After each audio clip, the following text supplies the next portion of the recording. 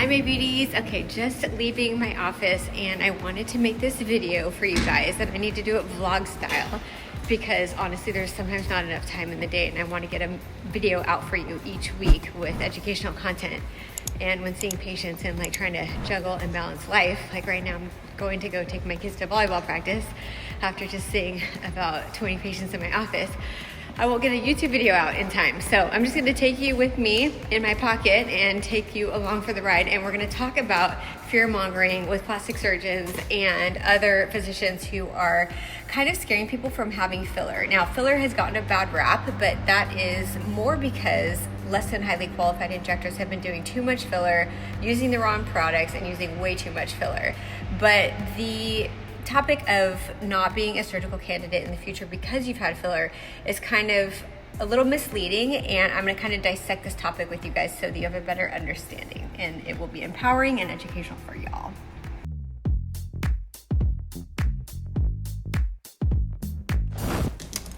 Also, if you watched my video last week, you will notice that I had V-beam Fraxel about a week ago. So my skin's a little bit red. So if I'm looking like a tomato in these videos, that's why.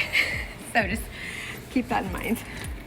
In a couple days, it's gonna be looking really good, and it is January, so it's like high season for laser treatments because this is the time of year to do it because the UV index is low, and you know, there's kind of a lull after the holidays with not much social downtime, not a lot going on, and you want to get your skin all ready for the spring and summer. So I usually do my laser treatments on myself during this time, but my skin is a little red, but it's feeling a lot better than it was before, and I needed a little pep up and rejuvenation. And you know, I don't gatekeep with you guys. All the treatments that I recommend to you, I do on myself as well. So this is my skin post V-beam and Fraxel, which was done about 7 days ago, and my skin's looking a lot better and will look even better in about a week. Okay, but we'll move on with this video. And I wanted to film this YouTube video for you guys because I just had a patient who came in terrified because she doesn't want to have surgery, and having a facelift is not an option for her because she's only 35 years old, but she was told by a doctor that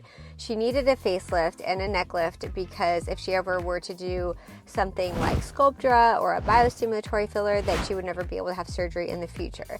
So this prompted me to do a video on this topic because I feel that social media is such a powerful platform for physicians to educate and recommend different treatments. But in medicine and in science and with the human body, there are no absolutes. Like if you have filler, you could never have surgery. Or if you've ever had Sculptra, you're never going to be a facelift candidate. And I feel that I wanted to do this video for you guys to empower you and to give you educational information to understand some of these non-surgical treatments and not be so afraid of them. Because a lot of surgeons, I feel, in this day and age are doing surgeries like face and neck lifts on patients that are very young or patients who are maybe not quite ready for surgery yet and could have bought time by doing a non-invasive procedure like Thermage or Sculptra or doing a little bit of dermal filler, which isn't something to be afraid of. What is there to be afraid of is having dermal filler done by someone who hasn't gone through appropriate training and who's using the wrong product and doing way too much filler way too fast and in the wrong facial planes, which gives rise to these horrible pillow-like faces and these less than desirable outcomes. That is a real problem in today's world, especially in aesthetics where it's like the Wild West out there. I mean, a lot of non-core physicians, meaning non-dermatologist, non-plastic surgeon, and non-oculoplastic physicians who haven't had the appropriate training in aesthetics were opening many spas left and right, especially after COVID. You know, you have pediatricians, you have chiropractors, you have dentists doing fillers and all kinds of aesthetics, and we had this epidemic where people were like looking crazy for a while. That's not to say that filler is a bad thing.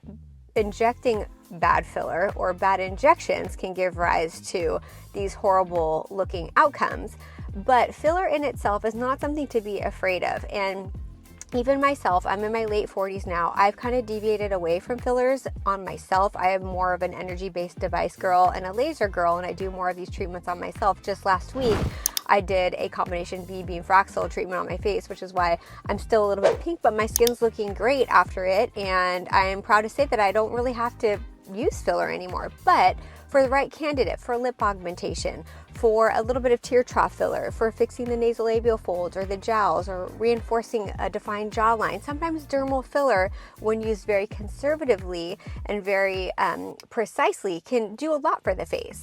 But it's not like if you have dermal filler, you're not going to be a surgical candidate. So because I had this very young patient who has booked herself for a facelift, instead of doing a little Sculptra, which is probably all she needs for like a little rejuvenation and treatment of some mid-face hollowing, it just really prompted me to do a video kind of addressing some of this fear-mongering that's going on and stopping the propagation of misinformation.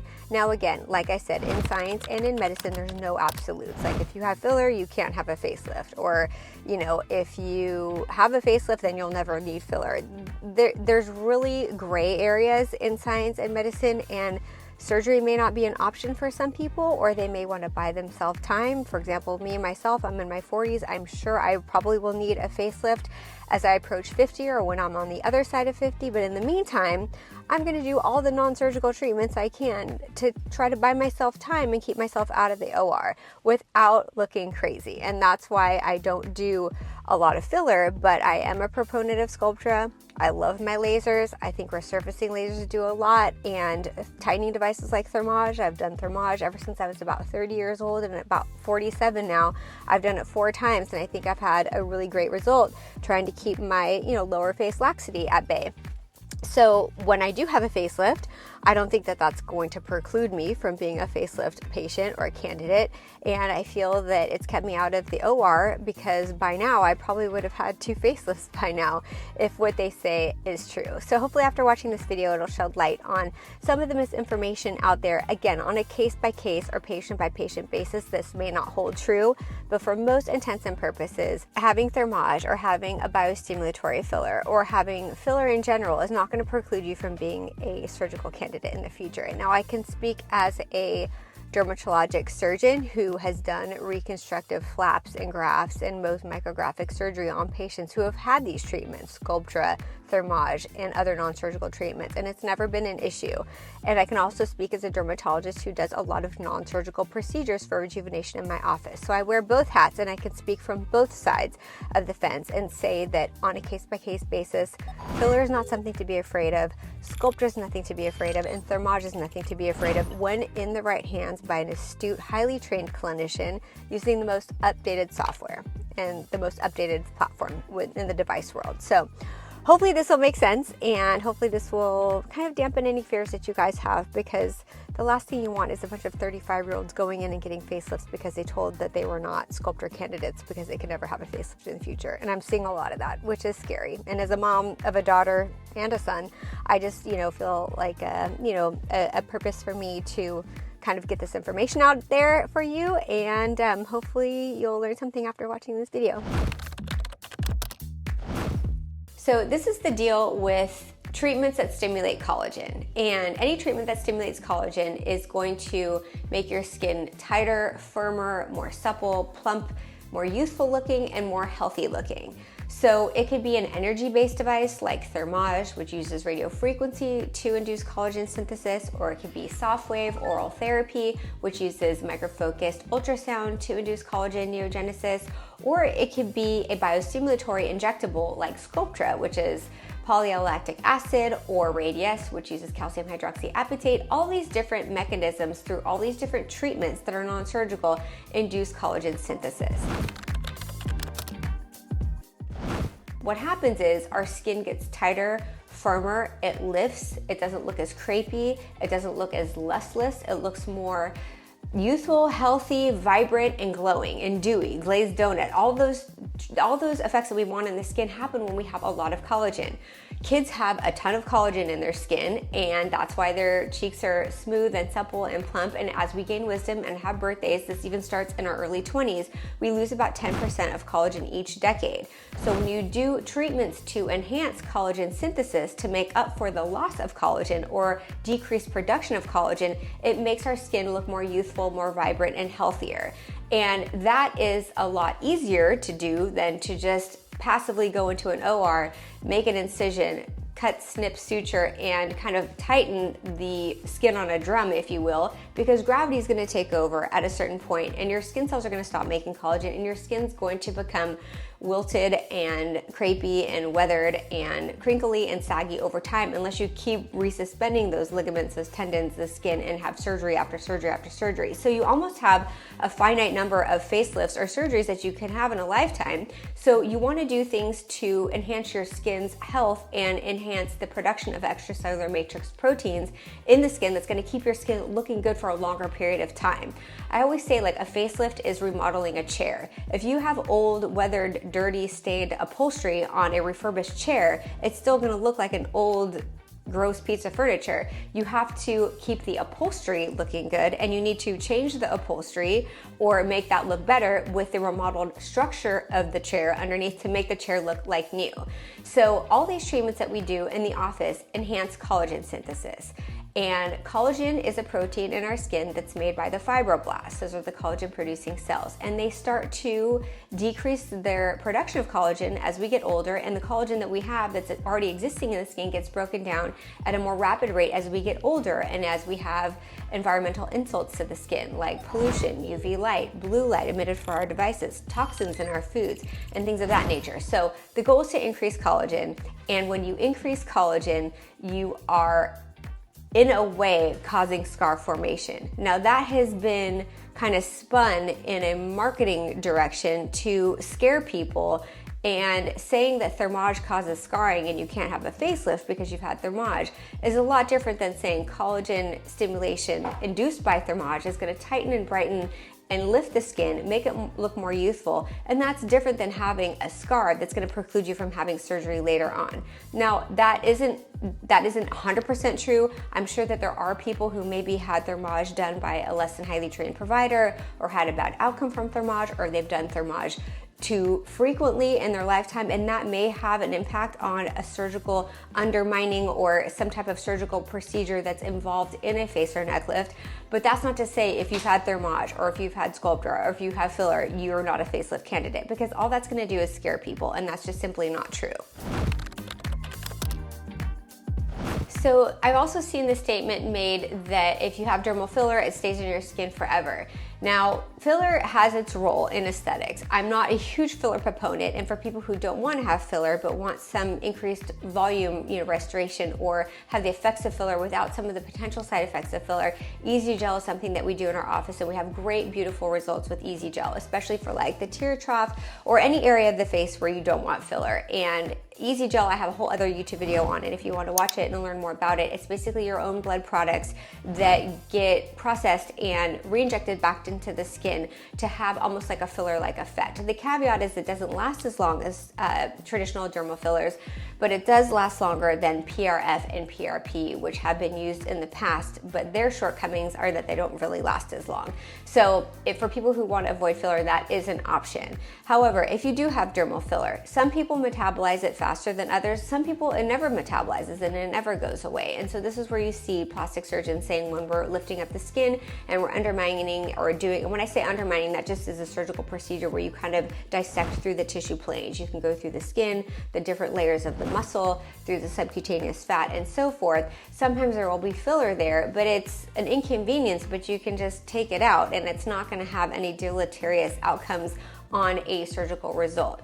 Now, again, I'm speaking as a dermatologic surgeon who does lots of flaps and grafts and Mohs micrographic surgery and post-surgical reconstruction. I also do blepharoplasties in my office and dermatologic surgeries as well. And most of my patient population, I would say 90% of them, have had either dermal fillers, biostimulatory fillers, or energy-based devices for aesthetic purposes with an increase in collagen production, and it's never been an issue. Sometimes is it a little bit tighter to undermine? Yes. If they have increased collagen? Yes. But that's not to say that it's either black or white. You either have surgery or you don't. And if you don't have surgery, you have all these treatments. And if you have all these treatments, then you can't have surgery, because that honestly is just scaring people. So hopefully this makes sense, and hopefully I'm explaining it well. But I feel like the best aesthetic outcome is just to prolong surgery, if it's even an option for an individual, for as long as you can and maintain a healthy skin envelope. And that is just optimizing the skin cells, not only with collagen production, but with the transepidermal time of the skin cells, refreshing, renewing the skin,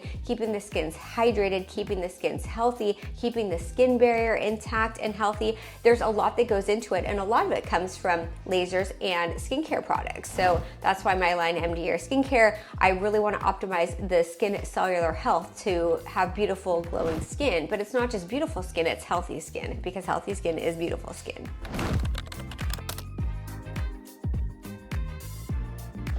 Now, I have been intraoperatively in a situation where I'm doing, a surgical procedure and there is a little bit of filler there. It's not very common. Most filler that gets injected into the skin gets metabolized and it gets broken down and it goes away after 1, 2, maybe even 3 years. Migration is a possible complication of filler, but hopefully if you're going to an astute provider, when you inject it in the correct dermal plane and you're using the right product and the right amount of it, it's not an issue, but it still can happen. Does it happen 100% of the time? Absolutely not. As I always say in science, nothing is black or white. There is a graded area and a gradient of things that occur. And with respect to filler lasting longer than just a few years, filler not being metabolized, filler migrating, and filler getting in the way of a surgical procedure is not something that happens every time, but it is a possible outcome, but it's not a blanket statement that should be made online to scare people from having certain procedures, especially non-surgical procedures. And with everything, treatments in moderation and kind of mixing up the different types of treatments I think is really useful. So for example, say you have a Thermage for lower face tightening, and that lasts about 5 years. And then maybe once a year you do a Fraxel. Every 3 times a night you're using a tretinoin. Maybe you have a little bit of dermal filler in your nasolabial folds or in your marionette lines. And then maybe one year you do a little bit of Sculptra. These little things along the way give a globally beautiful aesthetic picture and keeps the skin chock full of collagen, but not too much collagen, so it won't cause any deleterious outcomes or side effects in the future. It'll just keep your skin envelope looking tight, bright, healthy, and youthful for a longer period of time. And then when you do end up having a surgery, those surgical results will last longer and your results will look next level, because not only are you having a surgical procedure that's going to address things that these non-surgical procedures can address, like lifting the SMAS and pulling up on ligaments and tendons and resuspending the facial ligaments and the facial structures. On top of those surgical results, you're going to have beautiful skin.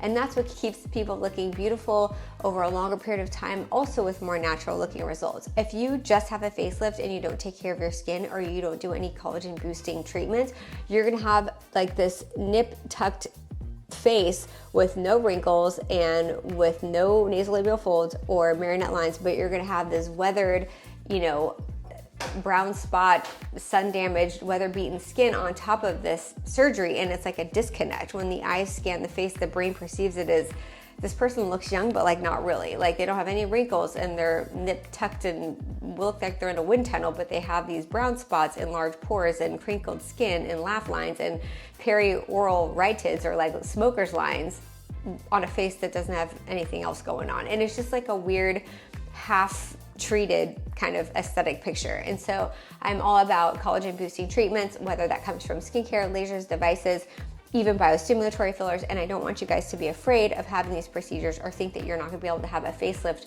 when you're 55 or 60 because you did Sculptra in your 30s and 40s. So hopefully this answers your questions, and hopefully this makes sense. Drop a comment in the comment section, and I'm open to your opinions, your comments, your questions, your concerns. But again, I'm not saying one way or another, like if you've had filler, you can't have a facelift. And I'm not saying if you do a ton of filler, then it's healthy to have a facelift, but there is a gray area, everything in moderation, each case by case patient is different, and it's just really good to go to an astute clinician and provider who thinks outside the box and can target a certain problem by different mechanisms of action, different pathways, maybe lifting with a tightening device, maybe adding a little bit of biostimulatory filler, maybe doing a laser to resurface on top, and then maybe going to the OR and having a surgery at some point. But doing little things along the way, I think, is really important, and something that I've done my entire life. I did a lot of prejuvenation laser treatments unintentionally, because I was more practicing on myself in my 20s and my early 30s, and now in my late 40s, I'm reaping the benefits of that. Am I gonna need a facelift and a neck lift soon? I'm sure I will, especially when I'm on the other end of menopause, and I will take you guys along that journey with me as I find a surgeon and as I go through my surgical experience. So one more thing I wanted to include is anything that's going to increase collagen synthesis is in fact a scar. If you look at a scar under the microscope on an H&E stain, which is the type of stains that we use when we look under the microscope, when we look at the extracellular matrix proteins in the skin, they're like pink and blue, and I'll even maybe show a slide in this video of what it looks like. When you look under the microscope, increased collagen correlates with clinically beautiful, youthful, healthy looking skin. Things like age, ultraviolet light, sun exposure, sun damage, environmental pollutants, it breaks up and fragments the collagen fibers, which under the microscope makes them look like these wispy, dysfunctional collagen fibers, and clinically it looks like kind of weather-beaten, laxed, lackluster, saggy, wrinkled skin. And when you have a lot of collagen under the microscope, you have these thick, pink, clumps of collagen in the dermis and in the reticular and papillary dermis, and then clinically that correlates with beautiful, tight, smooth, youthful looking skin. We know that extracellular matrix and collagen in the skin makes for healthier, more youthful looking skin. But when you look at a scar under the microscope, it also has these thick bundles of collagen, and a keloid under the scar has a bunch of this, collagen in the dermis, but almost to a pathological rate. You want enough collagen, but not too much. But any scar, when looked at under the microscope on histology, which means at the cells, looking at the cells, you're going to see a lot of collagen. So what do people do? Oh, Sculptra causes scarring, or Thermage causes scarring. Well, anything that's going to be prejuvenating or rejuvenating with respect to collagen induction of collagen synthesis is going to be scar formation. So it's just kind of a play on words, and I feel like it's a very misleading marketing tactic to say Thermage or Sculptra causes scarring, because anything that's going to increase collagen neogenesis is going to cause scarring. So just kind of take that with a grain of salt and cite your source and know what the agenda is of the person that's trying to kind of make these blanket statements. If Sculptra induces scar formation, Sculptra also induces collagen, which is a good thing in aesthetics because it means more youthful looking skin. So hopefully that makes sense. This is Aspen, and there's another one, Jasper. And we also have a 110-pound English lab who is the first fur baby. Is he happy? Oh, but what do you think of biostimulatory fillers? Do you think that would preclude you from having surgery? All right, you guys, see you next week. Thanks.